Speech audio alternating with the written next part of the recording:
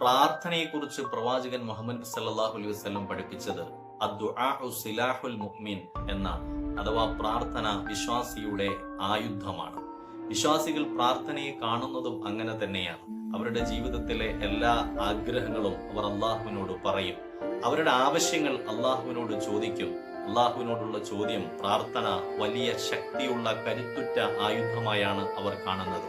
പക്ഷെ ചിലപ്പോഴെങ്കിലും ചിലരുടെയെങ്കിലും മനസ്സിൽ ചില നിരാശ സംഭവിക്കാറുണ്ട്. കാരണം എത്ര ആഗ്രഹങ്ങൾ എത്ര തവണ അള്ളാഹുവിനോട് പറഞ്ഞു, മാറാത്ത രോഗങ്ങളെ കുറിച്ച് എത്രയോ തവണ അള്ളാഹുവിനോട് പ്രാർത്ഥിച്ചു, പ്രാർത്ഥനയ്ക്ക് ഉത്തരം ലഭിക്കും എന്ന് പ്രവാചകൻ പഠിപ്പിച്ച സന്ദർഭങ്ങളിൽ എത്രയോ തവണ അള്ളാഹുവിനോട് പ്രാർത്ഥിച്ചു. എന്നിട്ടും എന്തുകൊണ്ടാണ് എന്റെ പ്രാർത്ഥനയ്ക്ക് അള്ളാഹു ഉത്തരം നൽകാത്തത്? എന്നോട് എന്താണ് അള്ളാഹു കരുണ കാണിക്കാത്തത്?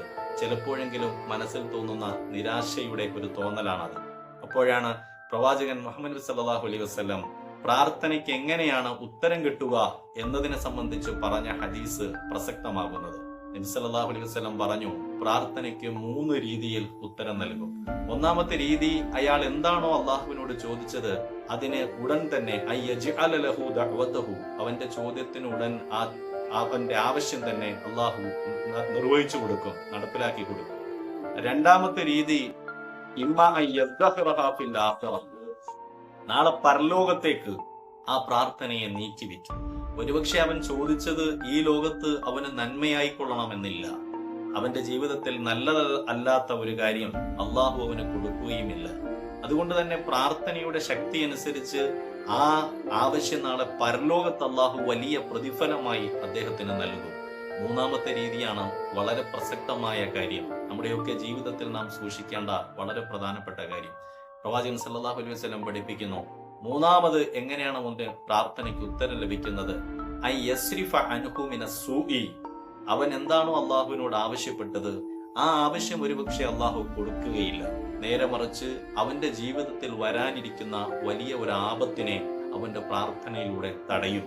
നമ്മുടെയൊക്കെ ജീവിതത്തിൽ വരും നാളുകളിൽ അല്ലെങ്കിൽ കഴിഞ്ഞുപോയ നാളുകളിൽ എന്തെല്ലാം അബദ്ധങ്ങൾ, പരീക്ഷണങ്ങൾ, കഷ്ടപ്പാടുകൾ, അപകടങ്ങൾ, മരണങ്ങൾ എന്തെല്ലാം സംഭവിക്കാനുണ്ടായിരുന്നിരിക്കാം. ഒരുപക്ഷെ നമ്മൾ തന്നെ എന്നേ മരിച്ചു പോകാനുള്ളവരായിരുന്നിരിക്കാം. നമ്മുടെ പ്രാർത്ഥനയുടെ ശക്തി കൊണ്ട് അള്ളാഹു നമുക്ക് ആയുസ് നീട്ടിത്തരുകയാണ്. ഇന്ന് നാം ഒരു കാര്യം ചോദിക്കുമ്പോൾ ആ ചോദിച്ചതിന്റെ ഉത്തരം ഇന്ന് അള്ളാഹു തന്നില്ല എന്ന് വന്നേക്കാം. പക്ഷെ നാളെ നമ്മുടെ ജീവിതത്തിൽ സംഭവിക്കാൻ പോകുന്ന വലിയ ഒരു ആപത്തിനെ അള്ളാഹു തടഞ്ഞേക്കാം. നമ്മളൊന്ന് ആലോചിച്ച് നോക്കൂ, നമ്മുടെ ചോദ്യങ്ങൾക്ക് ഉത്തരം അള്ളാഹു നൽകിയില്ല എന്ന് കരുതി നമ്മൾ നിരാശരാവേണ്ട കാര്യമുണ്ടോ? കാരണം നമ്മുടെയൊക്കെ ജീവിതത്തിൽ സംഭവിക്കാൻ പോകുന്ന വലിയ എത്രയോ അബദ്ധങ്ങളെ അള്ളാഹു തടഞ്ഞിട്ടുണ്ടാകും. എത്രയോ ആളുകൾ മരിച്ചു പോകുമ്പോ നമ്മൾ ഇപ്പോഴും ജീവിച്ചിരിക്കുന്നില്ലേ? ആരാണ് നമുക്ക് ഈ ജീവിതം തരുന്നത്?